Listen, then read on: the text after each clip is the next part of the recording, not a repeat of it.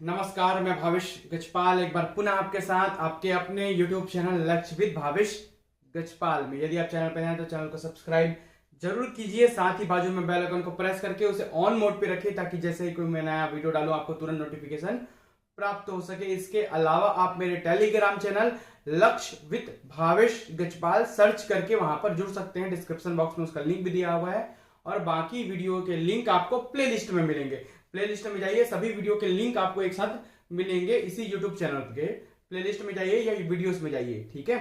चलिए, आज हम कल के जो पार्ट 1 में मैंने मंडी निरीक्षक भर्ती परीक्षा में जो मैथमेटिक्स के क्वेश्चन आए थे उसके आधे प्रश्न लगभग सॉल्व करा दिए थे, ठीक है। और मैं हर एक क्वेश्चन सॉल्व कराऊंगा। जो कमेंट बॉक्स में कमेंट करते हैं उनके लिए बता देना चाहता हूं कि भाई वीडियो लंबा ना बने करके 2 पार्ट में बना रहा हूं। हर एक प्रश्न 30 के 30 प्रश्न मैं सॉल्व कराऊंगा आपको, ठीक है। आज जो बचे हुए प्रश्न है उसको मैं आज सॉल्व कराने वाला हूं। हो सकता है एक आध प्रश्न ऊपर नीचे हो जाए या गलतियां हो जाए, लेकिन पूरे 30 के 30 प्रश्न, ठीक है, सोर्स के साथ आपको सॉल्व करा के आज दूंगा मैं, ठीक है। इसके अलावा यदि आप मैथ रीजनिंग की पेड क्लासेस ज्वाइन करना चाहते हैं तो दिए गए नंबर पर मुझे व्हाट्सएप करके संपर्क कर सकते हैं। व्हाट्सएप कर सकते हैं, वहां पर डिटेल्स आपको उपलब्ध करा दूंगा। चलिए बात करते हैं। ये वाला प्रश्न जो है 22वां प्रश्न, ये थोड़ा छूट गया था, इसको आप एक बार पढ़ लीजिए। सबसे पहले क्या बोल रहे हैं भाई,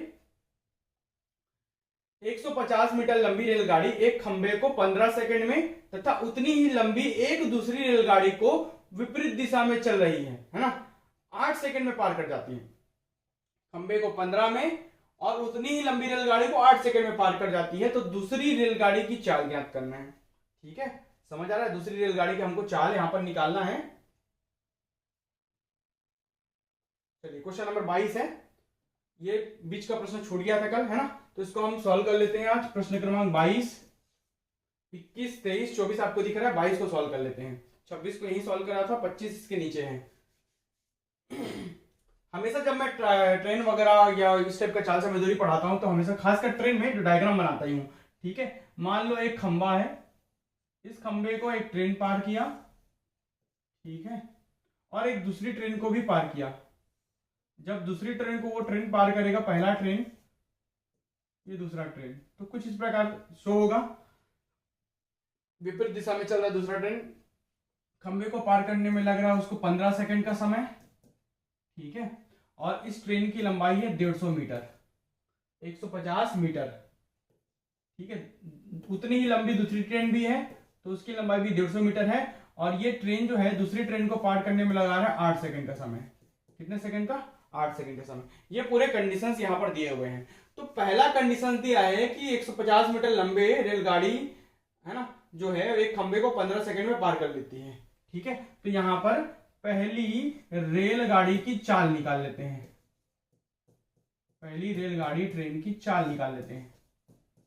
लास्ट तक वीडियो में बने रहिएगा। हर एक क्वेश्चन जो इसमें आपको डाउट होगा, ठीक है, पूरा प्रॉपर वे में समझा के खत्म करूंगा। मंडी निरीक्षक के एग्जाम्स में बहुत सारे टफ क्वेश्चन भी आए हुए हैं, हर एक क्वेश्चन में यहां पर सॉल्व कराऊंगा, बता रहा हूं, ईच एंड एवरी। पार्ट 1 अगर नहीं देखा तो पार्ट 1 देखिए, फिर पार्ट 2 में पूरे क्वेश्चन मिलेंगे आपको। रेलगाड़ी की चाल, है ना, बचे हुए क्वेश्चन जो है, चाल बराबर क्या होता है? दूरी बटा समय। दूरी कितना है? जब भी कोई किसी, है ना, पेड़, खंबा, व्यक्ति को कोई रेलगाड़ी पार करती है तो रेलगाड़ी ना स्वयं की लंबाई के बराबर दूरी चलती है। रेलगाड़ी की जितनी लंबाई होगी ना उतनी ही दूरी वो तय करेगी। तो यहां पर चाल बराबर दूरी बटा समय में ट्रेन की लंबाई लिखेंगे। ट्रेन की लंबाई 150 मीटर, इसलिए दूरी भी कितनी होगी? 150 मीटर। क्योंकि जब ये किसी खंबे को पार कर रहा है तो इसका मुंह जो है ये आगे निकल चुका है, मतलब रेलगाड़ी यहां से इसकी गिनती करेंगे दूरी की तो रेलगाड़ी अपने लंबाई के बराबर चल चुका है यहां से यहां तक, ठीक है। इसके बाद चाल बराबर दूरी बटा समय, समय ले रहा है 15 सेकंड। ये मीटर में, ये सेकंड में, तो मीटर प्रति सेकंड में आ जाएगा चाल। कितना आ जाएगा? 15 एकम 15 दहम, तो चाल आ जाएगा 10 मीटर प्रति सेकंड। ऑप्शन टू मीटर प्रति सेकंड, कितना? 10 मीटर प्रति सेकंड, ठीक है। अब हम बात करेंगे यहां पर अगले वैल्यू के बारे में। तो अब जो है दूसरी रेलगाड़ी को पहली रेलगाड़ी पार करती है 8 सेकंड में। ये पहली रेलगाड़ी है, ये दूसरी रेलगाड़ी है, ध्यान से देख ले यहां पर, ठीक है। इसको पार कर रही है, 8 सेकंड का समय ले रहा है, ठीक है। और जब कोई रेलगाड़ी किसी दूसरी रेलगाड़ी को किसी प्लेटफॉर्म को या किसी लंबी वस्तु को पार करती है ना, तो वो दोनों की लंबाई चलती है। मतलब 150 मीटर जो दूसरी ट्रेन की लंबाई है और 150 मीटर जो पहली ट्रेन की लंबाई है, मतलब कुल वो 300 मीटर चलेगी कुल पार करने में। भाई इतना, इस जो दूसरी ट्रेन की लंबाई वो तो चलेगी, साथ ही अपनी लंबाई भी चलेगी, तब हम कहेंगे कि वो पार किया है। भाई इसका मुंह यहाँ रहेगा, इसका जो पीछे पोर्शन है वो यहाँ रहेगा, तभी तो बोलेंगे कि पार कर चुका है। ठीक है, तो कुल 300 मीटर चलेगी। ठीक है, और इसकी चाल हमने निकाला है 10 मीटर प्रति सेकेंड। ठीक है, और इसकी चाल हम, क्योंकि मीटर प्रति सेकंड में है सब, और इसकी चाल हम मान लेते हैं x मीटर प्रति सेकंड। क्या मान लेते हैं? x मीटर प्रति सेकंड। x मीटर प्रति सेकंड दूसरी ट्रेन की चाल है, पहले ट्रेन की चाल 10 मीटर प्रति सेकंड। ठीक है, तो जब कोई पहली ट्रेन विपरीत दिशा में आती हुई दूसरी ट्रेन को पार कर रही है, तो इसका स्पीड भी तो मदद कर रहा है इसको पार करने में। मतलब इसका स्पीड भी तो काउंट होगा इसके स्पीड में। क्यों भाई? क्योंकि पार करने में ये इधर जा रहा है तो ये जल्दी से पार कर पाए। अगर दोनों एक ही साथ जाते तो डिफरेंस वाला जो स्पीड आता, सापेक्ष स्पीड मतलब डिफरेंस वाला जो स्पीड आता वो लिखते चाल, है ना। लेकिन जब विपरीत दिशा में आ रहा है तो चालों को जोड़ देते हैं, है ना। सापेक्ष चाल निकालने के लिए चालों को जोड़ देते हैं। मतलब कुल चाल यहां पर आ जाएगा, कुल चाल या सापेक्ष चाल बराबर होता है कुल दूरी बटा कुल समय।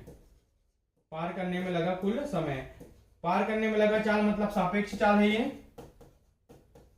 ठीक है, तो चाल कितना आया? 10 प्लस x, इसका और इसका चाल को जोड़ दिए, कुल दूरी 300 मीटर, कुल समय 8 सेकेंड। ठीक है, 10 प्लस x, तो 10 को हम क्या कर दिए यहां पर से ट्रांसफर कर दिए, पक्षांतर कर दिए, तो 300 बटा 8 माइनस 10। ठीक है, लघुत्तम निकाल लो, x की वैल्यू 300 माइनस 80 बटा 8, 8 दाम 80, 300 में से 80 गया, कितना? 220 बटा 8, 220 बटा 8। ठीक है, चलिए 220 बटा 8 मतलब कितना हो जाएगा भाई? ये आ जाएगा 220 बटा 8 मीटर प्रति सेकंड। इसको बदल लो किलोमीटर प्रति घंटा में। किसमें बदल लो? किलोमीटर प्रति घंटा में, है ना, क्योंकि दूसरे ट्रेन की चाल x है। 220 बटा 8 गुणित 18 बटे 5, 5 एकम 5 चौक 20, 5 चौक 20, 4 दूनी 8, 4 एकम 4, 4 एकम 4 बटा 2।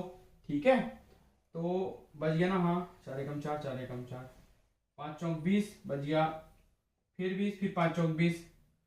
ठीक है, और 2 एकम 2, 2 नियम 18, 11 नियम 99, तो 99 किलोमीटर प्रति घंटा इसका वैल्यू आ रहा है। मेरे हिसाब से इसका जो उत्तर है वो होना चाहिए क्या? ए, 99 किलोमीटर प्रति घंटा, ए इसका उत्तर होना चाहिए भाई। ठीक है, चलिए बढ़ते हैं आगे अगले प्रश्नों की ओर। बाकी सब प्रश्न मैंने लगभग सॉल्व करा रखे थे सब। ठीक है, सब में ऑप्शन लगा हुआ, इस पेपर को मैं बना के सेंड भी कर दूंगा। ये 31 नंबर का क्वेश्चन बच गया है। 31 नंबर का क्वेश्चन एक बार आपको दिखा देता हूं। ठीक है, देखिए आप क्वेश्चन देख लीजिए एक बार, फिर यहीं पर बना देता हूं इसको। 11 संख्याओं में से A1, A2 और A11 के एक अनुक्रम में यह दिया गया है कि A1 प्लस A11 बराबर -2, A2 प्लस A10 बराबर 3, A3 plus A9 equal to -7, A4 plus A8 equal to 11, A5 plus A7 equal to -6, A6 equal to 12। तब हम A1, A2, A3 और A11 तक का औसत हमको निकालना है। ठीक है, सबकी वैल्यू दी गई है, तो औसत का सिंपल सा फंडा है, यही आपको सॉल्व करके मैं दिखा देता हूं सामने में। ठीक है, चलिए भाई, ये आपको क्वेश्चन नंबर 32 है यहां पर दिख रहा है। बाकी प्रश्नों को भी यही सॉल्व करेंगे हम। तो ये 32 है, 32 को अलग से बॉक्स में कन्वर्ट कर देते हैं। ये 31, क्वेश्चन नंबर 31 को हम सॉल्व कर लेते हैं। 31 नंबर के प्रश्न में क्या दिया है? सभी संख्याएं, है ना। तो औसत क्या होता है? औसत क्या होता है? सभी 11 का औसत किसका किसका? A1 से लेकर A11 तक, A1 से लेकर A11 तक का औसत। औसत क्या होता है? सभी का योग, मतलब A1 plus A2 plus A3 plus A4 plus A5, है ना, plus A6 plus A7 plus A8 plus A9 plus A10 plus A11 upon 11, सभी का योग बटा कुल संख्या। कितनी संख्या है? 11, A1 से लेकर A11 तक, है ना। अब सबका जोड़ा जोड़ा में दे दिया है। क्या क्या दे दिया है? A1 और A11 का मान -2 दिया है, तो वैसा ही जोड़ी बना लो आप, A1 प्लस A11, ऐसा जोड़ी बना लो ताकि रखते बने, प्लस फिर दिया A2 और A10, तो A2 प्लस A10 सभी इसमें शामिल है ना। फिर दिया है आपको A3 A9 plus A3 plus A9, फिर आपको दिया है A3 A9 के बाद A4 A8, A4 plus A8, फिर आपको दिया है A5 A7 plus A5 plus A7 plus और क्या दिया है A6 दिया अंतिम अकेला, ठीक है। इस प्रकार दिया कुल 11, ठीक है। अब औसत हमको निकालना है। A1 और A2 का मान है -2 प्लस आपका A2 और A10 का मान है 3 प्लस A3 A9 का मान है -7, तो ये हो जाएगा आपका माइनस, प्लस की जगह प्लस माइनस माइनस हो जाएगा, तो ये हो जाएगा -7 डायरेक्ट, है ना। उसके बाद A4 और A8 का मान है 11 प्लस 11, क्योंकि हमने जोड़ा जोड़ा बना दिया ऑलरेडी, ये देखिए ये और ये, है ना। तो A4 8 हो गया। A5 और A7 का मान है A5 प्लस A7 का मान है -6, तो -6, और A6 का मान है 12, तो A6 का अंतिम में मान हो जाएगा 12 बटा क्या हो जाएगा 11, सभी का औसत निकाल रहे हैं, ठीक है। जोड़ लो 23, है ना, 23 और 3 26, तो ये हो जाएगा 26, और ये 6 दूनी 12 13 14 15 -15 बटा 11, तो 11 बटा 11, 11 एकम 11 एकम 1, इस प्रकार 1 इसका आंसर आएगा। 1 मतलब सी ऑप्शन है, ठीक है। तो सी ऑप्शन में 1 है, यही इसका आंसर होगा, ठीक है। चलिए भाई, इसका औसत क्या आएगा 1। अब 32 नंबर के प्रश्न को मैंने बना दिया था कल, 33वां नंबर के प्रश्न को देखते हैं, है ना। कई लोग बोल रहे थे सर टफ क्वेश्चन को नहीं बता रहा, सरल बता रहा, भैया सबको बताऊंगा मैं, मेरा काम ही है बताना। ईच एंड एवरी हर एक प्रश्नों को मैं बताऊंगा, पहले प्रश्न पढ़ लो एक बार आप, है ना। चलिए भाई प्रश्न को पढ़ लीजिए, क्या बोल रहा है। एक समचतुर्भुज के एक विकर्ण की लंबाई दूसरे विकर्ण की लंबाई का 75% है। इस समचतुर्भुज का क्षेत्रफल छोटे विकर्ण के वर्ग का कितना गुना है। छोटे विकर्ण के वर्ग का कितना गुना है, ये निकालना बड़ा सिंपल सा क्वेश्चन है। क्वेश्चन नंबर 33, समझ गए तो सिंपल है, नहीं समझे तो सब बराबर है।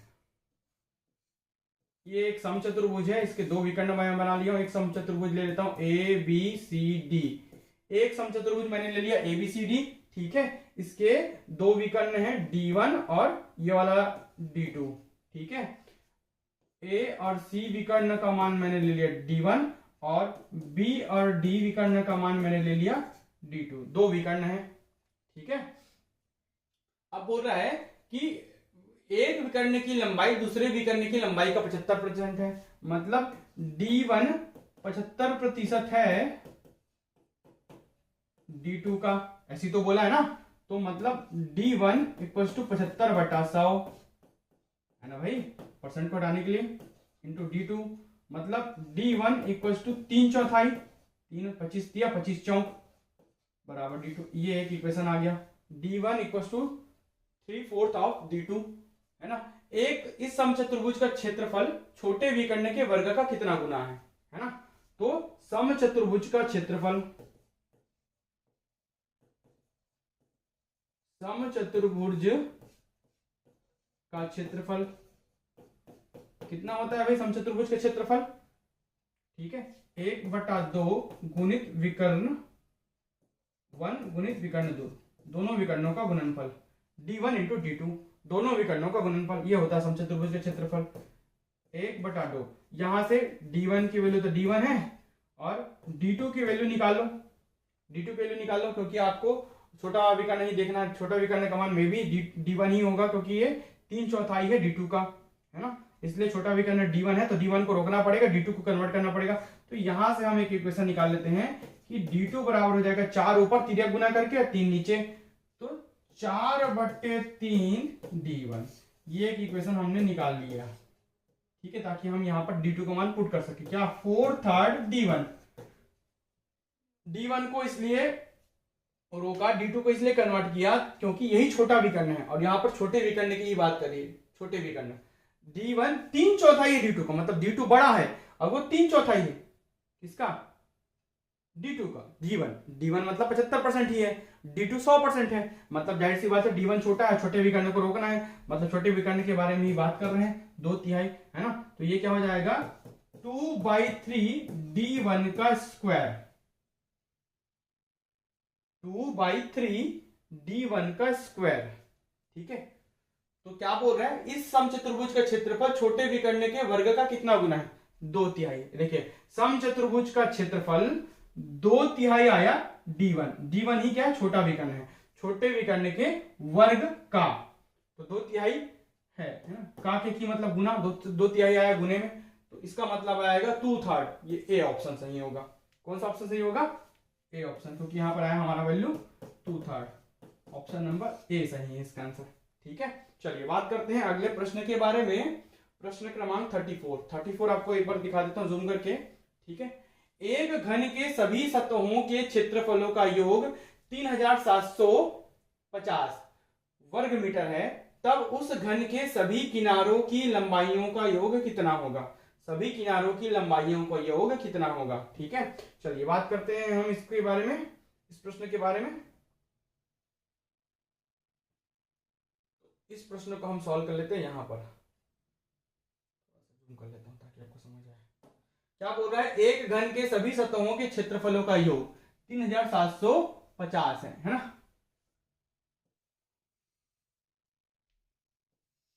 क्वेश्चन नंबर 34 तो घन के संपूर्ण पृष्ठ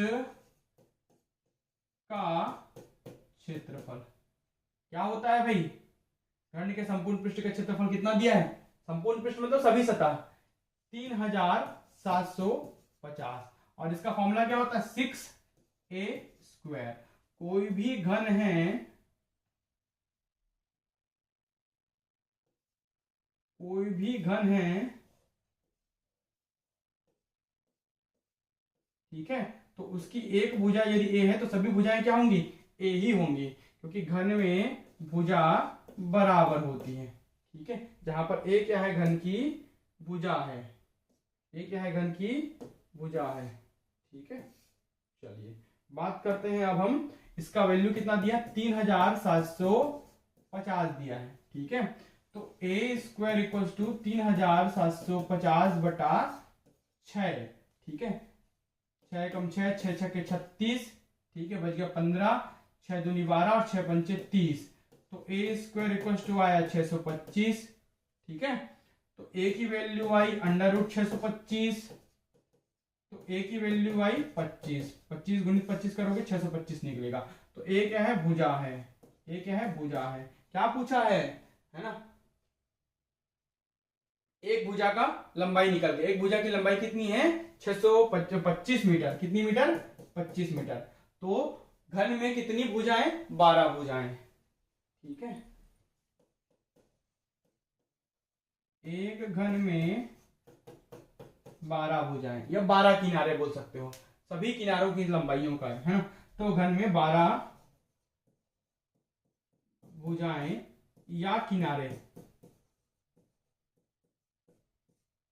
है ना, तो सभी कमान, एक कमान कितना 25, तो 12 कमान 12 गुणित 25, 25 दूनी 50 और 25 एकम 25, 0 10 1 300, तो उसका मान कितना आएगा 300 मीटर। ठीक है, 25 एकम 25, 25 दूनी 50, 25 एकम 25, 300 मीटर कुल लंबाई। तो कुल लंबाई कितनी आई 300 मीटर, ये इसका आंसर होगा ऑप्शन नंबर सी, 300 मीटर यहां पर ऑप्शन नंबर सी में दिया है। ठीक है, इस प्रकार इसका मान कितना आएगा 300 मीटर आएगा। कितना सिंपल है, फॉर्मूला लगा सीधा निकाल दिए। ठीक है, चलिए अगला प्रश्न आपको दिखा देता हूं थोड़ा सा। ठीक है, अगला प्रश्न पढ़िए, यदि किसी गोले के आयतन को उसके पृष्ठ क्षेत्रफल से विभाजित किया जाए, है ना, परिणाम 27 सेंटीमीटर प्राप्त होता है तो गोले की त्रिज्या होगी। ठीक है, गोले की त्रिज्या होगी। चलिए देख लेते हैं, अब हम यहां पर इसको सॉल्व कर लेते हैं। क्वेश्चन नंबर 35, क्वेश्चन नंबर 35, गोले के आयतन और गोले के पृष्ठीय क्षेत्रफल को विभाजित कर रहे हैं तो परिणाम 27 मिलता है। सबसे पहले देख लेते हैं हम गोले का आयतन, उसको विभाजित कर रहे हैं गोले के क्षेत्रफल से। गोले का क्षेत्रफल, पृष्ठीय क्षेत्रफल या क्षेत्रफल, ठीक है, बराबर प्राप्त हुआ है हमको 27, ऐसा प्रश्न में दिया है। तो गोले का आयतन 4/3 पाई आर क्यूब, ठीक है, बराबर 27 है ना। और गोले का क्षेत्रफल, गोले का क्षेत्रफल कितना होता है 4 पाई आर स्क्वायर, ठीक है, 4 4 कैंसल, पाई पाई कैंसल, 2 से 1 बार, ये 3 आ जाएगा नीचे, है ना। तो यहाँ पर बचा 2 आर से 1 आर, यहाँ पर कैंसल, तो कितना आर बचा, ऊपर में 1 आर बचा, 2 से 2 कैंसल तो 1 आर बचा, नीचे में 3 बचा, बराबर कितना आया 27। ये गोले के आयतन और गोले के जो क्षेत्रफल, पृष्ठीय क्षेत्रफल का फॉर्मूला जब तक याद नहीं तब तक ये प्रश्न नहीं बनने वाला है ना। तो आर का मान यहाँ 27 दिया, ठीक है, 3 क्या होते 27, 27 दिया 81, तो 81 किसमें दिया है सेंटीमीटर। तो ये गोले की त्रिज्या आई 81 सेंटीमीटर, 81 सेंटीमीटर।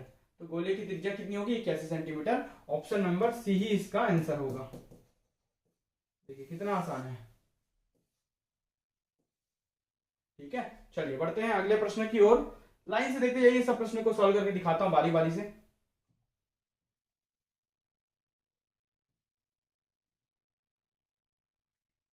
ठीक है, चलिए तो सबसे पहले हम बात करते हैं इसके बारे में, प्रश्न क्रमांक 36। तो प्रश्न क्रमांक 36 क्या बोल रहा है, x की पावर 4 प्लस 4 का मान किसके बराबर होगा। ट्राई एंड फेल मेथड है, आप बार बार इसको एक्सपांड करके ए स्क्वायर प्लस बी स्क्वायर, ए प्लस बी का होल स्क्वायर का फॉर्मूला लगा लेना, इसमें एक बार धन में एक बार ऋण में करके एक्सपांड कर लेना, और ऐसे ही एक्सपांड करके देखेंगे तो इसका आंसर आएगा। पहले वाले को सॉल्व करके देखना, दूसरे को तीसरे को सॉल्व करके देखोगे तो ये सीधा ये इसका मान आना चाहिए। तो मैं डायरेक्ट ना तीसरे को सॉल्व कर रहा हूँ, सी को, क्योंकि वो ऑलरेडी दिख रहा है, इसको एक्सपांड करेंगे तो नहीं आएगा। ए प्लस बी का होल स्क्वायर का फॉर्मूला लगाना, A square plus B square plus 2ab, उससे ये मान नहीं आ रहा है, इसको मान करोगे तो भी नहीं आएगा, क्योंकि ए स्क्वायर ए प्लस बी और ए माइनस बी है, ए प्लस बी ए माइनस बी दिख रहा है, ये मतलब ए स्क्वायर माइनस बी स्क्वायर का फॉर्मूला लगेगा। तो इस प्रकार का तो आने से रहा, क्योंकि माइनस आ रहा है बीच में, इसमें तो ये क्यों नहीं आएगा, इसमें लगेगा ए प्लस बी का होल स्क्वायर, ये क्यों नहीं आएगा, इसमें लग रहा है ए प्लस बी ए माइनस बी, जो कि होता है ए स्क्वायर माइनस बी स्क्वायर। तो जब इसका परिणाम में बीच में माइनस आ रहा है, मतलब ये माइनस वाला हो नहीं सकता, क्योंकि माइनस आ जाएगा। तो हम सीधा सीधा सी को सॉल्व करते हैं। क्वेश्चन नंबर 36 के लिए हम सी को सॉल्व कर रहे हैं, इसका आंसर सी ही होगा, देखना, ठीक है। एक्सपांड करते जाएंगे, x square plus 2 plus 2x, ठीक है, एक ब्रैकेट में, अगले ब्रैकेट में है x square plus 2 minus 2x, बस इसको सॉल्व करते जाओ, देखते जाइएगा। एक्स स्क्वायर एक्स की पावर 4 प्लस 2x स्क्वायर, ठीक है, फिर माइनस 2x क्यूब, ठीक है, फिर अगला प्लस 2x स्क्वायर, ये प्लस 4, फिर ये और वो माइनस 4x, है ना, फिर ये और ये प्लस 2x क्यूब, ठीक है, फिर ये और ये 2 दूनी 4x, फिर ये और ये 2 दूनी 4x, है, और ये 2 दूनी माइनस 4x स्क्वायर। एक्सपांड कर दिए, जो जो कट रहा है उसको काट दो आप, ये कट रहा है इससे, ठीक है, और क्या कट रहा है माइनस 4x प्लस 4x, और क्या कट रहा है, और कुछ चीज कट रहा है क्या, ये x और x 2x स्क्वायर हो गया, हाँ ये सॉरी x, हाँ ये इसका इसके साथ तो 2x स्क्वायर, ठीक है। चलिए और कुछ तो नहीं कट रहा है ना। अब हम देख लेते हैं x की पावर 4 प्लस x और x, है ना, ये 1 और ये 2 और ये 2 4, तो 4x स्क्वायर और वो -4x² और इधर बचा प्लस ये वाला 4। ठीक है, तो बच गया क्या, ये और ये कैंसल, बच गया x⁴ + 4। यही तो आ रहा है, इसको सॉल्व करने पर ये आ रहा है। तो यही हमारा आंसर होगा, कौन सा, सी नंबर का ऑप्शन। ठीक है, सिंपल सा प्रश्न है। अब बात करते हैं क्वेश्चन नंबर 37 की। युगपत समीकरण 2x + 5y 17 रैखिक समीकरण लीनियर इक्वेशन के 17 मतलब अद्वितीय हल होंगे, केवल 2 हल होंगे, अनंत हल होंगे, कोई भी हल नहीं होगा। देखते हैं निकाल के कितना आंसर आता है। ठीक है, तो 2x + 5y = 17,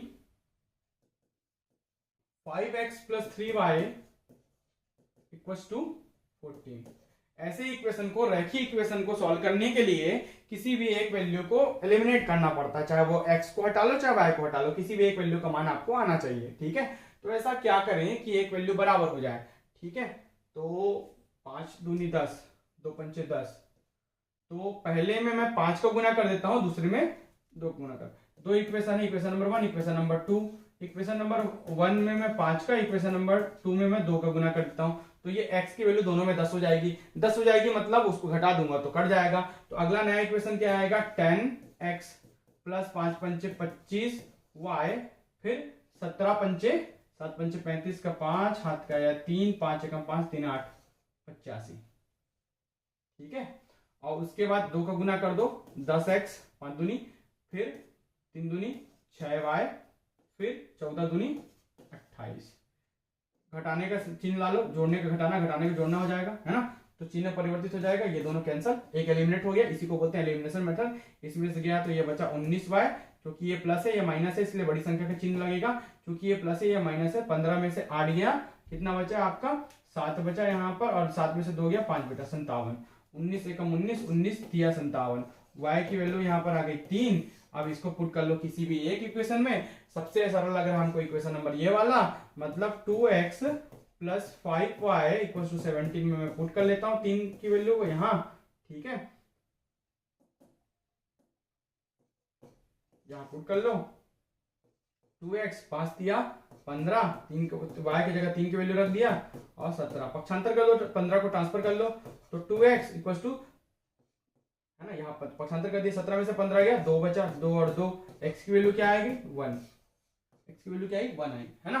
तो x की वैल्यू 1, y की वैल्यू 3, मतलब दोनों की वैल्यू आ रही है, तो इसके अद्वितीय हल होंगे। क्या होंगे, अद्वितीय हल, ही इसका आंसर आएगा। बात करते हैं अगले प्रश्न के बारे में। तो अगला नंबर का जो प्रश्न है वो है प्रश्न क्रमांक 38। ठीक है, एक नदी का प्रवाह 2 किलोमीटर प्रति घंटा है। एक व्यक्ति को नदी के प्रवाह के विरुद्ध खेने में उसके प्रवाह के साथ खेने से दुगना समय लगता है। प्रवाह के विरुद्ध खेने में उसके प्रवाह के साथ खेने से दुगना समय लगता है। समय दुगना तिगना बोल रहा है ना। धारा के विरुद्ध और धारा के विपरीत, प्रवाह के विरुद्ध प्रवाह के साथ, धारा के विरुद्ध धारा के विपरीत। व्यक्ति की स्थिर जल में खेने की दर क्या है, मतलब जैसे नाव अगर स्थिर जल में बोलता है ना, वो उसी प्रकार उसकी जगह व्यक्ति दे दिया है ना। और धारा की प्रवाह, नदी की प्रवाह की जगह, धारा की प्रवाह की जगह नदी की लिख दिया है 2 किलोमीटर प्रति घंटा। तो जब ऐसा समय दुगना तिगुना दिए ना, तो एक शॉर्टकट तरीका है, इसको बताऊंगा मैं आपको, है ना। तो सबसे पहले हम देख लेते हैं क्या क्या दिया है इसमें। प्रश्न क्रमांक 38 नंबर का प्रश्न है, जिसमें हमको दिया है नदी का प्रवाह, मतलब धारा का प्रवाह, नदी का प्रवाह कितना दिया, 2 किलोमीटर प्रति घंटा दिया है। और व्यक्ति का स्थिर जल में खेने की दर, ये निकालना है, दर मतलब वही चाल ही निकालना है आपको। तो एक सिंपल सा फॉर्मूला है, सिंपल सा फंडा, यूनिवर्सल फॉर्मूला, जब भी गुना वाला क्वेश्चन है, समय दुगना तिगुना, तो ये हमेशा लगाइएगा। ठीक है, धारा का प्रवाह या नदी का प्रवाह, धारा को ही नदी बोलते हैं ना, एक ही मतलब है। तो नदी का प्रवाह गुणित 2 गुणित जितने भी गुना बोला, दुगना तिगुना, है ना, +1, यह हमेशा बराबर होता है इसके स्थिर जल में चाल, चाहे वो व्यक्ति की हो चाहे वो नाव की हो। तो व्यक्ति या नाव दोनों में से कोई एक भी चीज दे सकता है। अभी व्यक्ति दिया है ना, स्थिर जल में चाल।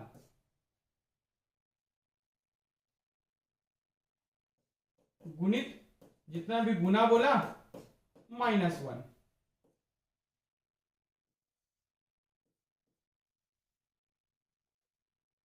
धारा या नदी का प्रवाह गुना है ना, गुना +1 व्यक्ति या नाव का स्थिर जल में चाल गुना -1।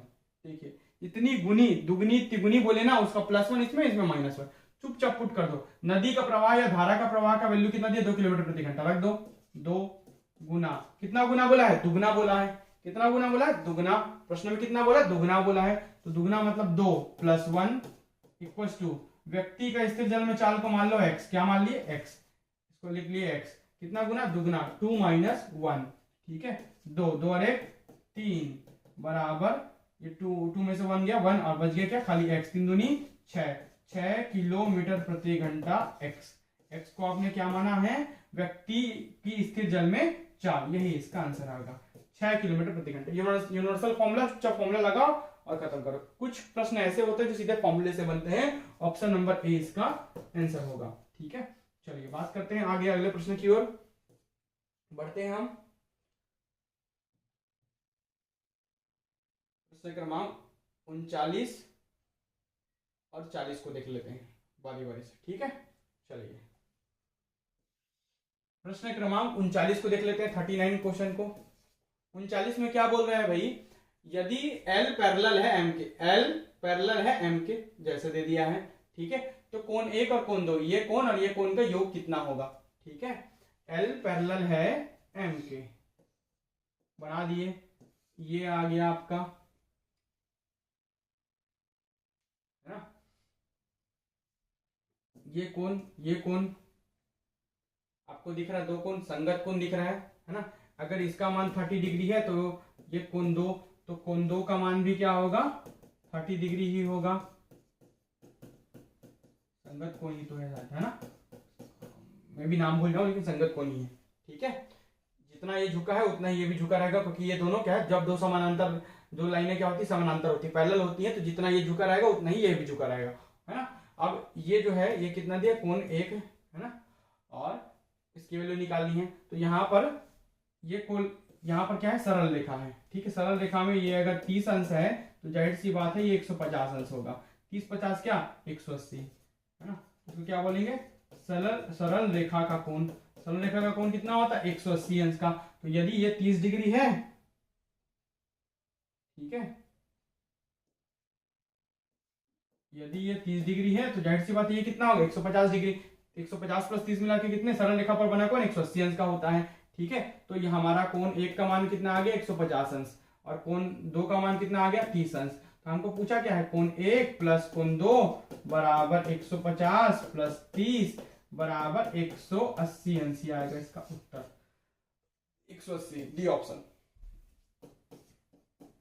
ये इसका आंसर होगा, डी ऑप्शन। बना के दूंगा पूरा सॉल्व करके, है ना। अपने टेलीग्राम चैनल में इसका पूरा पीडीएफ नोट्स दूंगा मैं बना के, मंडी निरीक्षक का। आप वहां पर टेलीग्राम चैनल से जुड़िए, लक्षवित भावेश गजपाल सर्च करेंगे तभी आपको मिलेगा। स्पेलिंग सही लिखिएगा, स्पेलिंग यूट्यूब चैनल से देख लीजिए, लक्षवित भावेश गजपाल, ठीक है। नहीं मिलेगा तो व्हाट्सएप करिएगा मुझे। चलिए क्वेश्चन नंबर 40 देखते हैं हम, ठीक है। और यदि क्लासेस आप ज्वाइन करना चाहते हैं तो बिल्कुल मुझे व्हाट्सएप कर सकते हैं, दिए गए नंबर पर व्हाट्सएप करेंगे तो लगभग 75+ मैं वीडियोस, है ना, आपको उपलब्ध कराऊंगा मैथ और रीजनिंग के। इसमें ईच एंड एवरी क्वेश्चन जितने वेराइटीज में आए हुए हैं सब कवर कराऊंगा। चलिए प्रश्न क्रमांक 40 को देखते हैं। एक समांतर चतुर्भुज के सम्मुख कोणों का एक जोड़ा 5x - 10 डिग्री तथा 2x + 110 डिग्री है, तब x का मान ज्ञात कीजिए। एक समांतर चतुर्भुज में बना देता हूं, ठीक है। ये A B C और D है, इसके सम्मुख कोण AC है और एक है BD। तो कोण A और कोण C क्या होगा, सम्मुख कोण,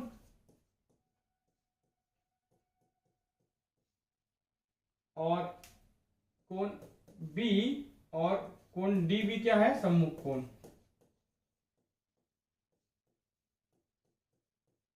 ये चतुर्भुज कैसा है, समांतर चतुर्भुज। आमने सामने की भुजाएं क्या है, समानांतर है, ठीक है। मतलब उतने ही एंगल पर वो झुकी हुई होंगी। कहने का मतलब है जितना कोण A का मान होगा उतना ही कोण C का, जितना कोण B का मान होगा उतना ही D का मान।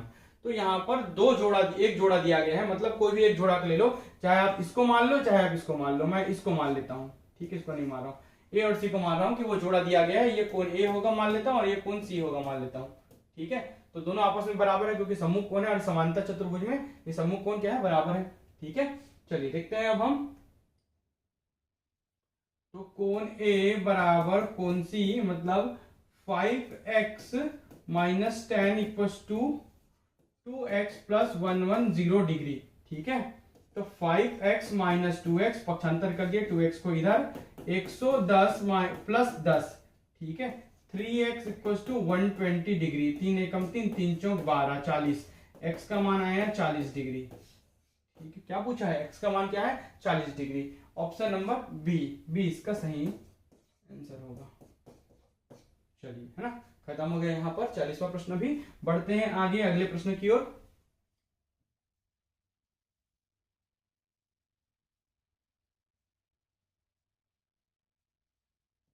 चलिए, आपको दिख रहा है यहाँ पर चित्र, कोण BAC मतलब ये वाला कोण और कोण BDC मतलब बीच वाला, इसमें D बीच में है, A बीच में है, तो दोनों का मान निकालना है ना।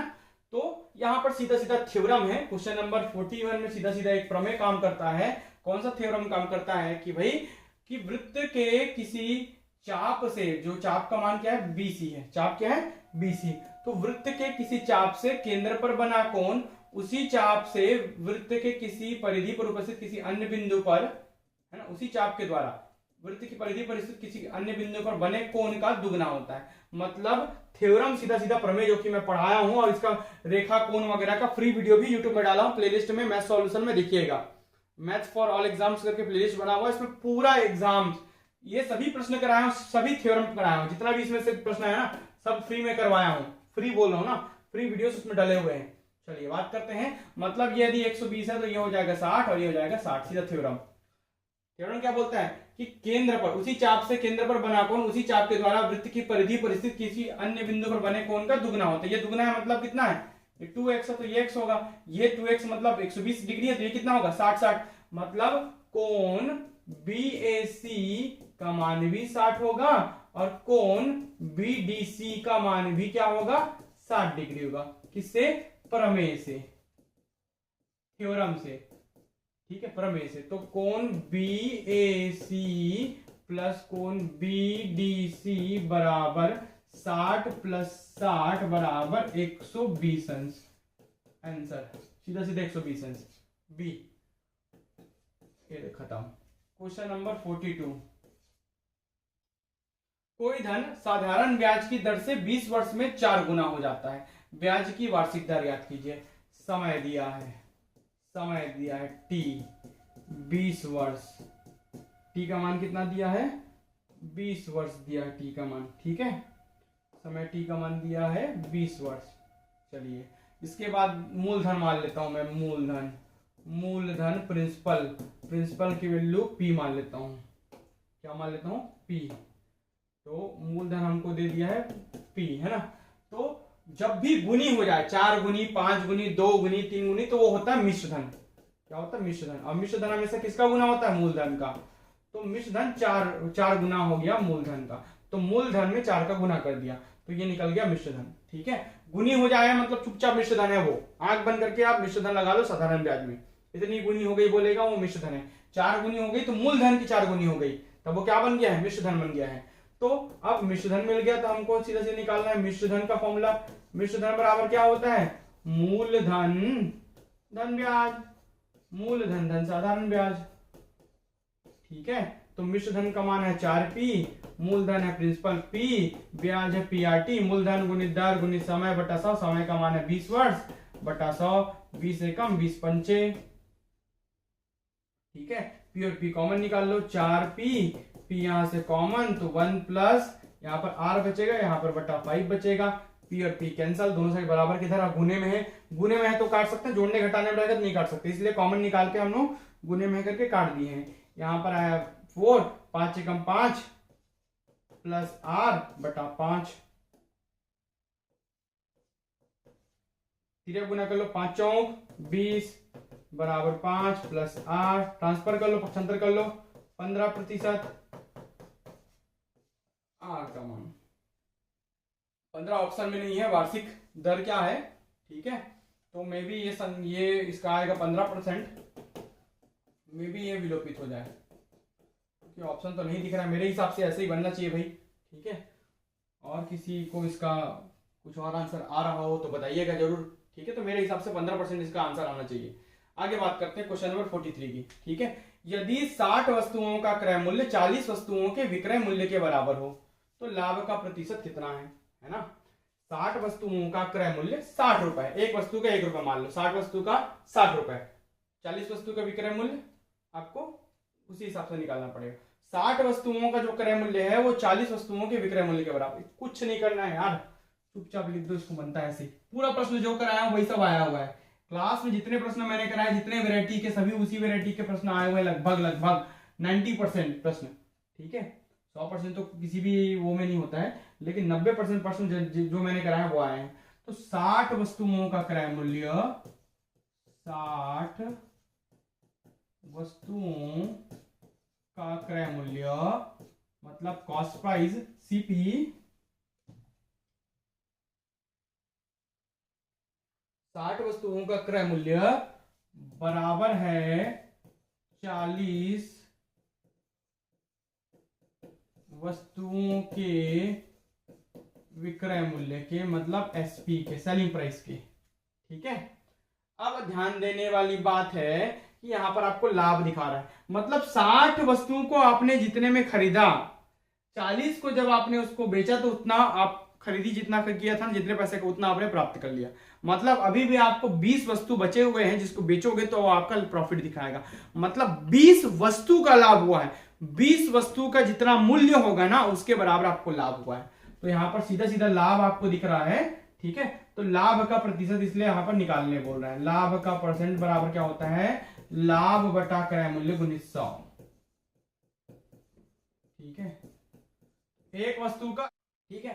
तो यहां पर लाभ का परसेंट है लाभ बटा क्रय मूल्य गुणित 100। लाभ कितने का हो रहा है, 20 वस्तु का। कैसे पता किए, 60 माइनस 40, मतलब कितने का लाभ हो रहा है आपको, 20 वस्तु का लाभ। 20 वस्तु अभी आपके पास बचे हैं, उसको जितने रुपए में बेचोगे ना वो आपका लाभ देगा। तो 60 माइनस 40 करोगे तब 20 आएगा, ठीक है। और क्रय मूल्य, तो क्रय मूल्य कितना हमें आ गया, 40 वस्तुओं को बेचने पर उतना क्रय मूल्य आपका आ गया।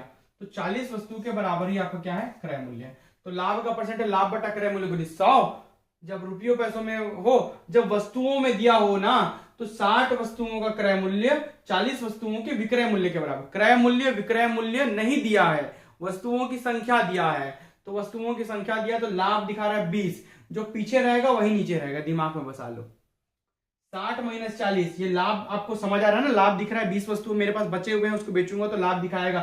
तो 60 माइनस 40, ये जो 40 पीछे ना वही नीचे रहेगा। उसी से हम तुलना कर रहे हैं कि 40 वस्तु अभी भी मेरे पास जो बेचे थे मैंने, उसके बराबर क्रय मूल्य के बराबर अपना पैसा निकाल दिया। अब मेरे पास 20 वस्तु बचे हैं, तो तुलना जो जिससे होता है वो नीचे रहता है। तो 40 वस्तुओं की संख्या, वस्तुओं की संख्या, ये फॉर्मूला क्या होता है, लाभ के परसेंट का, लेकिन ये फॉर्मूला लाभ और क्रय मूल्य के लागू होता है। लेकिन वस्तुओं की संख्या दे दे तो सीधा सीधा आपको कॉन्सेप्ट जमाना है कि 60 वस्तु और ये 40 वस्तु, तो 60 में से 40 को बेचा तो भी मिल गया, मतलब 20 वस्तु बचा हुआ है। तो सीधा सीधा मेरे 20 वस्तु यहाँ दिख रहा है, और जो पीछे रहेगा ना वही नीचे रहेगा, उसी से तुलना हो रहा है। गुणित 100, सीधा सीधा फंडे में लग गया, ठीक है। तो 20 बटा 40 गुणित 100, 20 एकम 20 दूनी 2 एकम 2 50। अब कितना परसेंट, 50% का यहाँ पर लाभ होगा। जब मैं उस 20 वस्तु को बेच दूंगा तो 50% का लाभ होगा मुझे, ठीक है। तो यहां पर कितना आएगा, बी इसका आंसर सही होगा। 43 का बी आएगा आंसर, 50%, ठीक है। क्वेश्चन नंबर 44 देखते हैं। क्वेश्चन नंबर 44 क्या बोल रहा है भाई, क्वेश्चन नंबर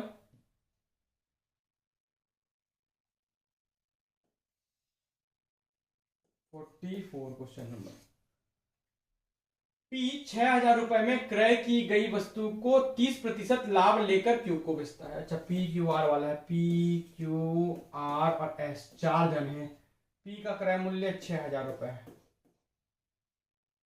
ये बेचा क्यू को, कितना लाभ लेकर, 30% लाभ लेकर, निकाल लो, है ना। तो इसमें फिर काम आएगा आपको वही वाला फॉर्मूला, क्रय मूल्य पर लाभ या हानि का जो प्रतिशत होता है वो हमेशा बराबर होता है विक्रय मूल्य के, ठीक है। Cost price selling price, profit या लॉस, याद रखिए। क्रय मूल्य पर लाभ या हानि का परसेंट हमेशा बराबर होता है विक्रय मूल्य के। सिंपल सा फंडा है। एक फंडे में मैं 100 वैरायटी की क्वेश्चन आपको बना के दिखा दूं एक फॉर्मूले में, ठीक है। तो वही यहां पर यूज कर रहे हैं। क्रय मूल्य है यहाँ पर 6000, प्योर क्यू के लिए बात हो रही है, अभी प्योर क्यू के लिए खेल रहे हैं ना। तो लाभ कितना है 30%, जितना भी लाभ बोले 100 में उतना जोड़ के बटा 100, जब भी हानि बोले 100 में उतना घटा के बटा 100। लाभ कितना 30% का, मतलब 100 में 30 जोड़ के बटा 100, 130 बटा 100 लिखाएगा, ठीक है। विक्रय मूल्य नंबर 1, विक्रय मूल्य नंबर 1, या विक्रय मूल्य किसका निकल जाएगा आपका, पी का, पी का निकलो, किसका विक्रय मूल्य निकल जाएगा, पी का। पी का जो विक्रय मूल्य होगा ना वही तो क्यू का क्रय, भाई पी जितने में बेचेगा उतने में ही तो क्यू खरीदेगा, मतलब पी का जो विक्रय मूल्य है, सेलिंग प्राइस है, वही क्यू का कॉस्ट प्राइस है, क्रय मूल्य है, ठीक है। काट लो, 13 छक्का 78, कितना रुपए, 7800 रुपए विक्रय मूल्य आया पी का, और यही क्रय मूल्य होगा क्यू का, ये कितना 7800 रुपए, ठीक है। अब क्या बोल रहा है, क्यू उस वस्तु के सजावट पर 200 रुपए खर्च कर, क्यू उस वस्तु को 40% लाभ लेकर आर को बेच देता है, मतलब 200 रुपए इसमें खर्च करता है, मतलब प्लस 200 रुपए इसमें जोड़ देंगे, भाई इसका लागत लगा है ना। तो नया क्रय मूल्य, नया क्रय मूल्य किसका, क्यू का, क्यू का कितना हो गया 7800 प्लस 200, कितना आ गया 8000, ये आ गया आप नया वाला 8000 रुपए। अब 8000 रुपए का बन गया उसका वस्तु, अब वो आर को बेच देता है, आर को कितने 40% लाभ लेकर बेच देता है, कितने परसेंट लाभ लेकर 40%, बना लो। तो 8000 का 40% लाभ, मतलब 140 बटा 100, तो विक्रय मूल्य निकलेगा आपका क्यू का, जो विक्रय मूल्य क्यू का होगा वही आर का क्रय मूल्य होगा, ठीक है। 14 गुणित 18, 8 कर लो, 8 चौक 32 कर दो, हाथ का 3, 8 का 8, 8 3 11, 112, 112 में 2 जीरो, तो 11200 रुपए आया आपका विक्रय मूल्य क्यू का, या इसको बोल सकते हो क्रय मूल्य आर का। कितना है भाई 11200, 11200। अब ये इसको बेचेगा, हानि पर बेचा है शायद, 10% की हानि उठाकर आर एस को बेच देता है, ये 10% हानि, 30% लाभ, 40% लाभ, 10% हानि, ठीक है। सिंपल सा फंडा है, स्ट्रक्चर बना दिया पूरा। अब ये क्रय मूल्य हो गया आर का। अब आर और एस के बीच में बात चलेगी, किसके लिए, आर और एस के बीच में। यहां पर किसके बीच में बात हुई है, यहां पर क्यू और आर के बीच में, और इसके ऊपर किसके बारे में बात हुई है, पी और क्यू के बीच में बात हुई है, ठीक है। तो आर एस, अब आर का क्रय मूल्य हो जाएगा 11200 का, 10% हानि खाकर एस को बेचा, 10% हानि मतलब क्या, 100 में 10 घटा के बटा 100, 90 बटा 100 बराबर विक्रय मूल्य आर का, यही होगा क्रय मूल्य एस का, जो विक्रय मूल्य जितने में आर बेचेगा उतने में ही एस खरीदेगा, ठीक है। तो ये हो जाएगा 12 नियम 108 और ये 1000, ठीक है। गुना करोगे कितना आएगा 10,080 रुपए, किसका, क्रय मूल्य एस का फाइनली। तो यही इसका आंसर होना चाहिए, यही तो पूछा है शायद, देख लेते हैं क्या पूछा है। तो एस को कितना भुगतान करना पड़ा, मतलब एस कितने में खरीदा, 10,800 रुपए में खरीदा। Option number C, option number C 10,800, answer C number का ऑप्शन, ठीक है। चलिए देखते हैं अगला प्रश्न।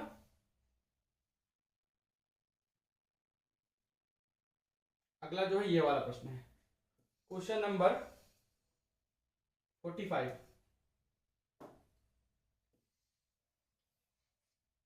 क्वेश्चन नंबर 45, 45वां नंबर का प्रश्न। क्या बोल रहा है, यदि संख्या 4 8 3 2 स्टार 8 पूर्णतः 11 से विभक्त हो तो स्टार का मान ज्ञात करो। यदि ये 11 से विभाजित होती है तो स्टार का मान ज्ञात। 11 से विभाजकता का रूल क्या है, कोई भी संख्या 11 से कब विभाजित होगी, जब उसके विषम स्थानों पर उपस्थित संख्याओं का योग और सम स्थानों पर उपस्थित संख्याओं के योग का अंतर 0 या 11 है। ये रूल है 11 से विभाज्यता का।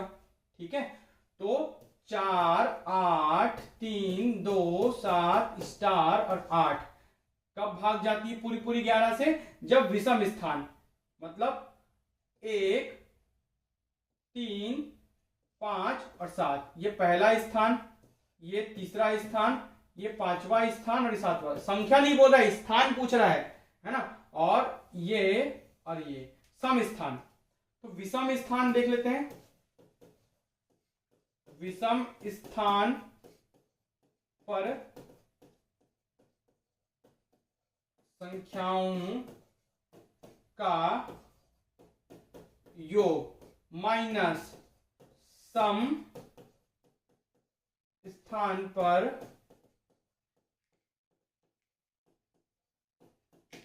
संख्याओं का योग, ये या तो 0 आना चाहिए या तो 11 आना चाहिए, तभी वो 11 से विभक्त होगा। लिख लो विषम स्थान पर कौन कौन सा है। विषम पर है 4, धन 3, धन 7, है ना, धन 8, माइनस सम स्थान पर कौन कौन सा है संख्याएं, 8, धन 2, धन स्टार। ये या तो 0 आना चाहिए या तो 11 आना चाहिए, इन दोनों का अंतर।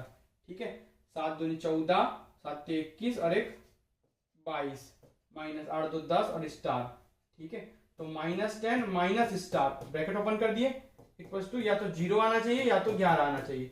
ऐसा क्या करें, ये 0 या 11 आए तो अगर हम स्टार का मान 1 पुट कर दें, यदि हम इसमें स्टार की वैल्यू 1 पुट कर दें तो ये हो जाएगा 22 माइनस 11 बराबर 11, मतलब 11 आ जाएगा। इस प्रकार से ये क्या आ जाएगा 11। तो स्टार की वैल्यू क्या आएगी 1। ये होता है trial and fail method. D इसका सही आंसर होगा। डी स्टार की जगह क्या आएगा 1 आएगा। मतलब ऐसा क्या किया जाए स्टार की वैल्यू की जो वो 0 बना दे या 11 बना दे। ऑप्शंस में से देख लीजिए, ऑप्शंस में से एक सुटेबल लग रहा है, एक रखेंगे तो ये -10 -1 बराबर -11 हो जाएगा। 11 में से 22 में से 11 गया तो 11 बचेगा, मतलब ये 0 या 11 में से 1 आ जा रहा है। Left hand side right hand side में 0 या 11 में से 1 आ रहा है, मतलब स्टार की वैल्यू 1 होगी। इस प्रकार बनाएंगे इस प्रश्न को। ठीक है, अंतिम 5 प्रश्न बचे हुए हैं। मैं बताया था पूरे ईच एंड एवरी क्वेश्चन को मैं सॉल्व करके दिखाऊंगा और दिखा भी रहा हूं। चलिए भाई आगे बढ़ते हैं क्वेश्चन नंबर 46 की ओर, जिसमें बोला है a plus B plus C का मान 9, A B plus B C plus C A का मान 23, तो A cube plus B cube plus C cube minus 3b का मान क्या होता है। A cube plus B cube plus C cube minus 3ab एक फॉर्मूला है। जब तक फॉर्मूला याद नहीं रहेगा बीज गणित का, तब तक आपको अलजेब्रा का फॉर्मूला याद नहीं रहेगा, तब तक आपको एक क्वेश्चन नहीं बनने वाला। इसका फॉर्मूला होता है a plus B plus C A square plus B square plus C square minus A B, है ना, minus A B minus B C minus C A. ये होता है फॉर्मूला। जब तक ये फॉर्मूला नहीं पता तब तक नहीं बनेगा। पुट कर लो a, है ना, a plus B plus C का मान तो 9 दे दिया गया है, ये वाला भी पुट हो जाएगा। लेकिन ये स्क्वायर वाला को कैसे करोगे, तो ऐसा क्या रखा जाए a b और c का मान की वो 9 आए जोड़ने पर, और a b b c c a का गुना करने पर 23 आए। ट्राई एंड फेल करके देखते हैं। तो हम पहले a b c का मान इसलिए निकाल रहे हैं क्योंकि हमको स्क्वायर में रखना पड़ेगा a b c का मान अलग अलग। जब तक a b c का मान अलग अलग नहीं पता रहेगा तो हम नहीं निकाल सकते। तो उसके लिए हम try and fail method use कर रहे हैं। a plus B plus C का मान 9 लिखना चाहिए और A B plus B C plus C A का मान हमको 23 दिखना चाहिए। ऐसा कोई एक वैल्यू रख के देखो। ठीक है, तो 5 3 8 और 1 9 कर सकते हो। 5 3 8 और 1 9, है ना, मतलब 1 3 और 5, 5 3 8 और 1 9, और 1 3 3 5 और 3 गुणित 5, 3 5 कहने का मतलब है 3 गुणित 5 और 5 गुणित 1। देखो तो 23 आ रहा है क्या, ये तो 9 आ रहा है, ये 23 आ रहा है। 3 एकम 3, 5 3 15, 5 एकम 5, 20 3 23 आ गया। तो ट्राई एंड फेल करके हम देखें और हमको समझ आया कि ए और बी और सी की वैल्यू क्या आ गई है। हमको क्या समझ आया, ए और बी और सी की वैल्यू क्या आ रही है भाई, बी की वैल्यू 3 और सी की वैल्यू 9। ये आई, पुट कर दो आप, सब यहीं से बना है, कहीं नहीं है। ए प्लस बी ये वाला इक्वेशन में ए प्लस बी प्लस सी की वैल्यू 9 या 9, फिर ए स्क्वायर, ए का वैल्यू 1 1 स्क्वायर, फिर बी स्क्वायर 3 स्क्वायर, फिर ये 5 आएगा, sorry 5 square minus common A B B C plus C A. बोलते बोलते देखिए खांसी आ रहा है ना, ये लेफ्ट हैंड साइड में चल रहा है। 9 गुना 9 25 माइनस ये किसका वैल्यू आया 23। 23 दिया ना क्वेश्चन पे, देखिए 23 दिया है। 9 गुना 25 में से 23 गया 2, 9 2 11 और 1 12, 12 नियम 108। Left hand side, left hand side में ये चल रहा है, राइट हैंड साइड में 108 है। 108 दिया है ऑप्शन पे, हाँ ऑप्शन नंबर ए इसका आंसर होगा। जब तक फॉर्मूला नहीं पता रहेगा तब तक नहीं बनेगा, ठीक है। अगला, अगला जो है प्रश्न क्रमांक 27 है, 47 है सॉरी। प्रश्न क्रमांक 47 बड़ा ही प्यारा क्वेश्चन है।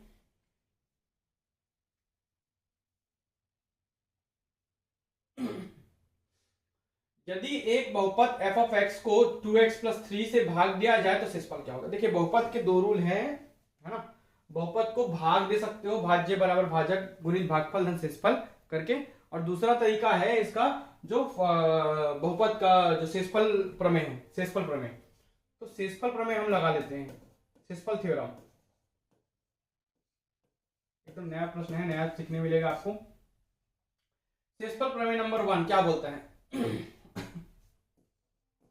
यदि किसी बहुपद f ऑफ x को x प्लस a से भाग दिया जाए तो शेषफल f ऑफ माइनस a होगा। दूसरा थ्योरम क्या बोलता है, यदि किसी बहुपद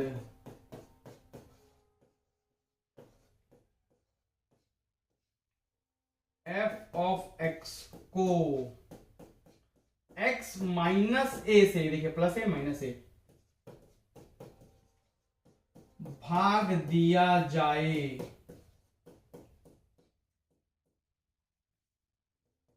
तो शेषफल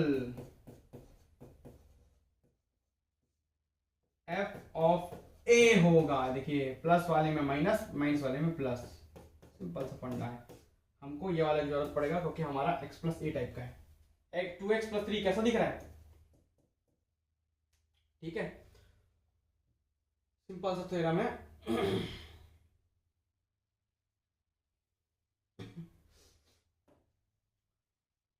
चलिए तो हम देख लेते हैं सबसे पहले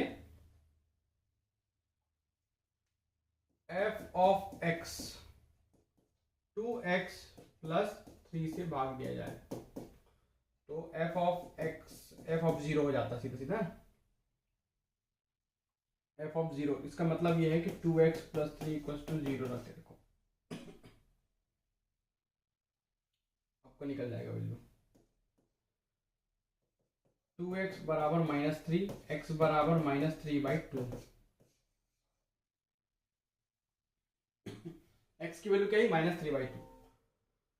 तो f of x x minus A से भाग दिया जाए तो ये होगा, आ रहा है x की वैल्यू क्या आ रहा है माइनस 3/2 आ रहा है। तो रिमाइंडर क्या होगा, रिमाइंडर होगा f ऑफ माइनस एक्स। तो यहां पर रिमाइंडर अर्थात शेषफल क्या होगा,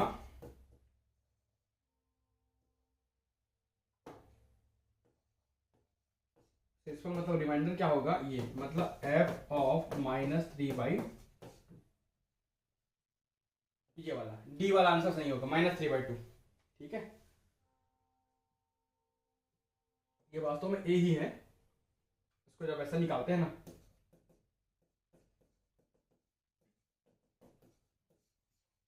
इसलिए ये ऐसा आता है। वास्तव में ये ए ही है। चलिए बात करते हैं क्वेश्चन नंबर 48 की। तो क्वेश्चन नंबर 48 आपको देखने मिल रहा है, इसको मैं यहां पर बना के दिखाऊंगा। क्वेश्चन नंबर 48 को, क्वेश्चन नंबर 48 थोड़ा सा जूम करके दिखा देता हूं। इस टाइप का दिया है, इसका मान आपको निकालना है 1 - 1/2 का स्क्वायर, 1 + 1/3 का स्क्वायर, 1 - 1/4 का स्क्वायर, सो 120 का स्क्वायर तक। चलिए बनाते हैं इसको।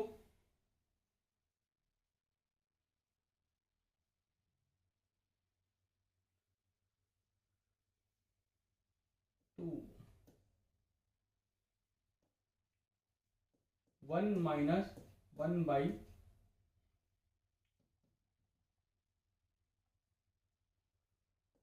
1 - 1/2 का स्क्वायर, 1 - 1/3 का स्क्वायर, 1 - 1/4 का स्क्वायर, सो ऑन 19 का स्क्वायर, 20 का स्क्वायर।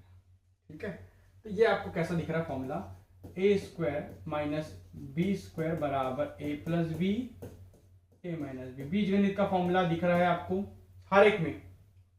इसको मान लो ए स्क्वायर मान लेता हूं 1 स्क्वायर, और इसको 1/2 का होल स्क्वायर, तो ये ए और ये बी दिख रहा है, हर एक में दिख रहा है। वैसे ही मतलब ये ए स्क्वायर माइनस बी स्क्वायर दिख रहा है। एक्सपांड कर दो सबको, 1 + 1/2 एक बार धन में, 1 - 1/2 एक बार ऋण में। इसको भी एक्सपांड कर दो, 1 + 1/3 एक बार धन में, 1 - 1/3 एक बार ऋण में, 1 + 1/4 एक बार धन में, 1 - 1/4 एक बार ऋण में, सो ऑन कहां तक, 1 + 1/19 एक बार धन में, 1 - 1/19 एक बार ऋण में, 1 + 1/20 एक बार धन में, 1 + 1/20 1 - 1/20 एक बार ऋण में, 1 - 1/20 एक बार ऋण में। ए धन बी ए ऋण बी, ए धन बी ए ऋण बी। धन धन धन वाले को एक साइड कर लो, ऋण ऋण वाले को अलग कर लो, कॉमन निकाल लो। 1 + 1/2, 1 + 1/3, 1 + 1/4, सो ऑन 1 + 1/19, 1 + 1/20। धन धन वाले को एक साथ गुने में 1 - 1/2 है ना, 1 - 1/3, 1 - 1/4, so on 1 - 1/19, 1 - 1/20।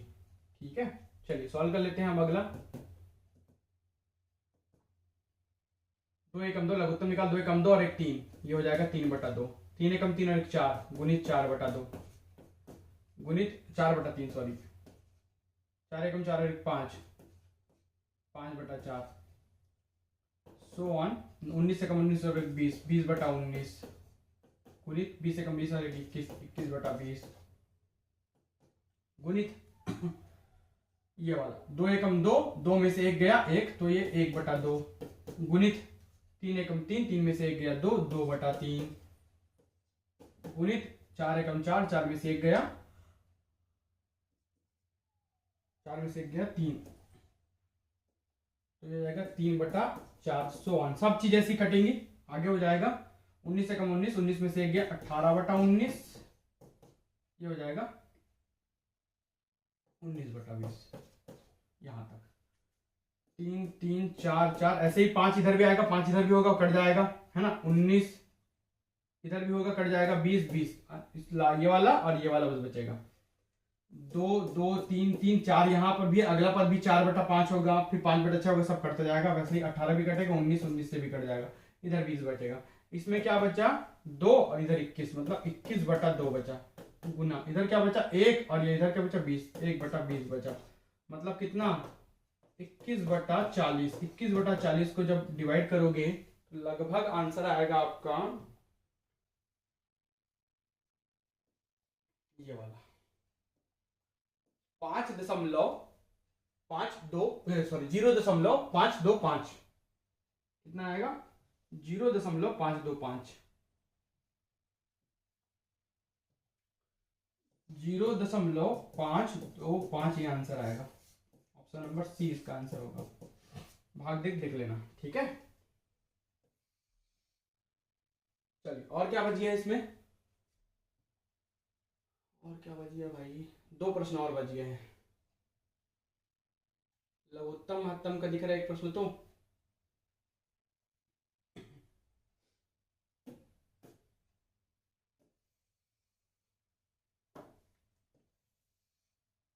प्रश्न क्रमांक 48 हो गया ना, 49।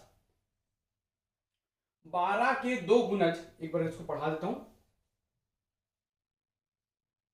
12 के 2 गुणजों का लघुत्तम समापवर्त्य 1056 है। यदि इनमें से एक संख्या 132 है तो दूसरी संख्या निम्न में से क्या होगी। 2 संख्याओं वाला है लघुत्तम महत्तम, इसको मैं पढ़ाया हूं। चलिए देखते हैं, इसको बना लेते हैं, सॉल्व कर लेते हैं।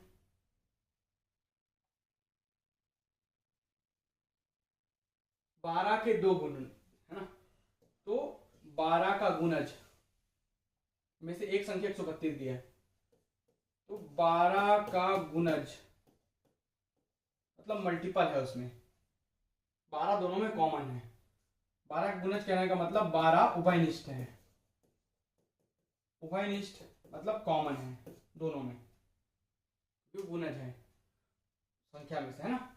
उनका लघुत्तम क्या दिया है, 12 के गुणज का लघुत्तम क्या दिया है 1056। तो जो उभयनिष्ठ होता है ना वही महत्तम होता है, हाईएस्ट कॉमन फैक्टर। महत्तम समापवर्त्य का फुल फॉर्म ही क्या है, हाईएस्ट कॉमन फैक्टर, कॉमन उभयनिष्ठ।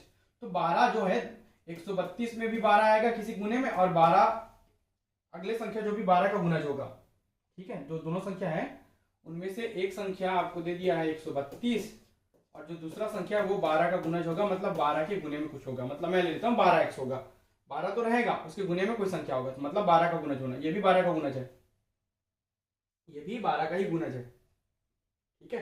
तो इसका मतलब 12 दोनों में कॉमन है, उभयनिष्ठ है, मतलब इसका HCF मतलब महत्तम समापवर्त्य क्या होगा 12 होगा, ठीक है। तो क्या बोलता है फॉर्मूला, पहली संख्या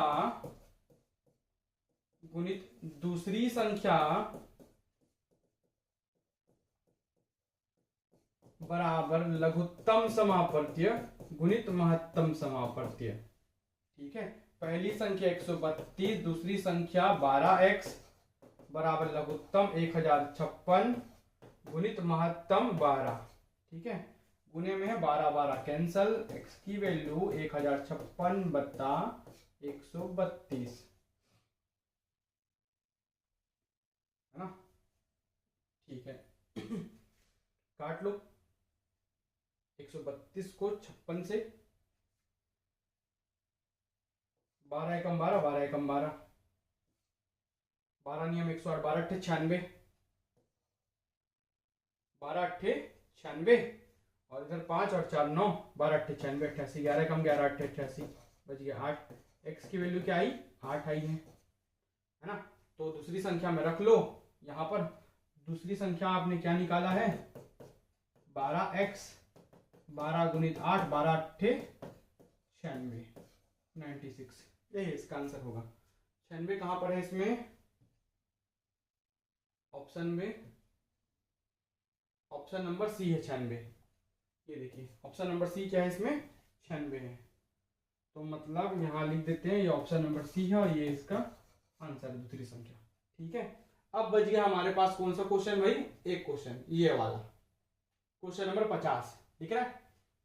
x इक्वल टू √3/2, तो √1 + x plus √1 - x, √1 + x minus √1 - x, परिमेयकरण कर दो हर का, खत्म बात है ना। हर का क्या कर दो आप, परिमेयकरण कर दो। चलो बनाता हूं उसको भी, हर का परिमेयकरण करके बनाते हैं इसको।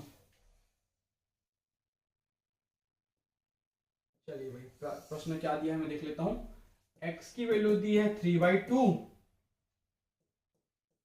√1 + x plus under root 1 minus X upon under root 1 plus X minus under root 1 minus x.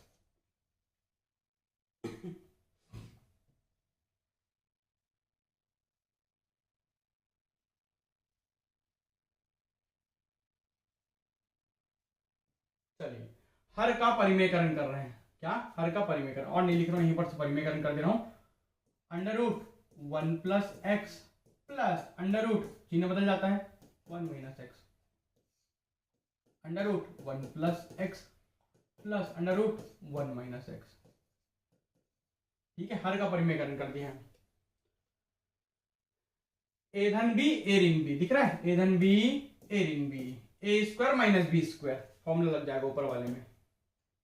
मतलब 1 प्लस एक्स का square minus under root 1 minus X का square, A square minus B square. नीचे वाले में एक बार दो बार,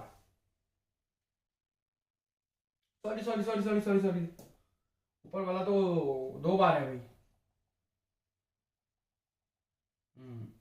ऊपर वाला एक बार दो बार है, होल स्क्वायर हो जाएगा। क्या हो जाएगा? Whole square. तो ये हो जाएगा होल स्क्वायर में plus under root 1 plus X का 1 माइनस एक्स, 1 माइनस एक्स का होल स्क्वायर। एक बार दो बार, दोनों बार है तो क्या हो जाएगा? दोनों प्लस में है, मैं माइनस हो सोचा था, प्लस में है तो होल स्क्वायर हो जाएगा। नीचे वाला होगा एक बार ऋण में एक बार धन में, मतलब अंडर रूट 1 प्लस एक्स का whole square minus under root 1 minus X का होल स्क्वायर। एक बार धन में एक बार ऋण में, ए धन ए ऋण बी ए धन B, A square minus B square नीचे वाले में लगा है।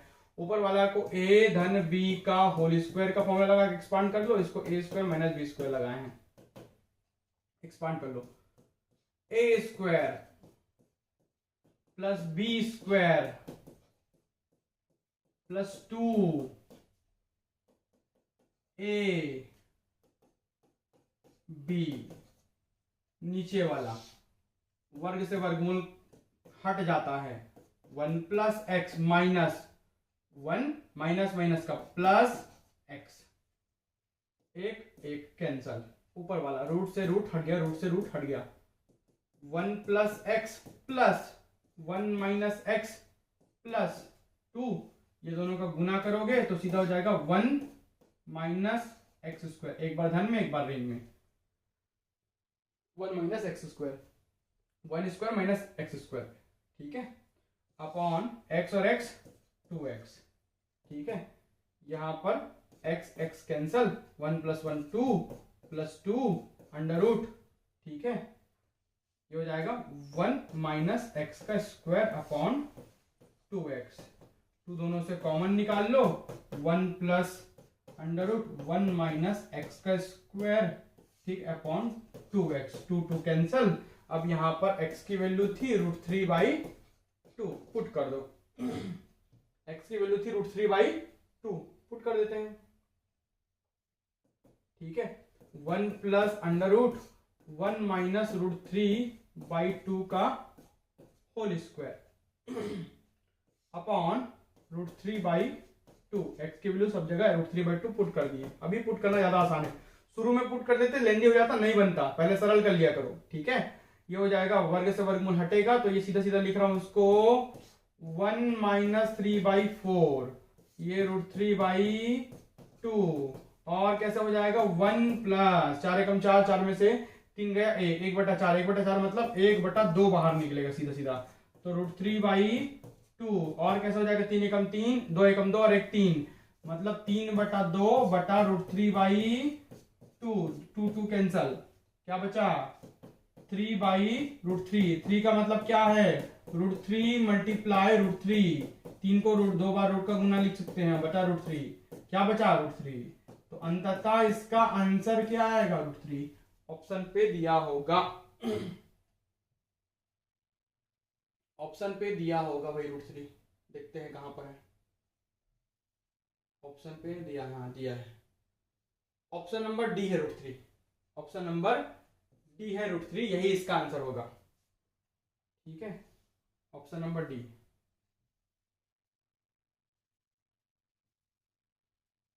ये डी इसका आंसर है, option number D, fruit tree. ठीक है, इस प्रकार ये जो पूरे 30 प्रश्न थे जो पहले पार्ट और दूसरे पार्ट में करके मैंने सॉल्व करा दिए हैं।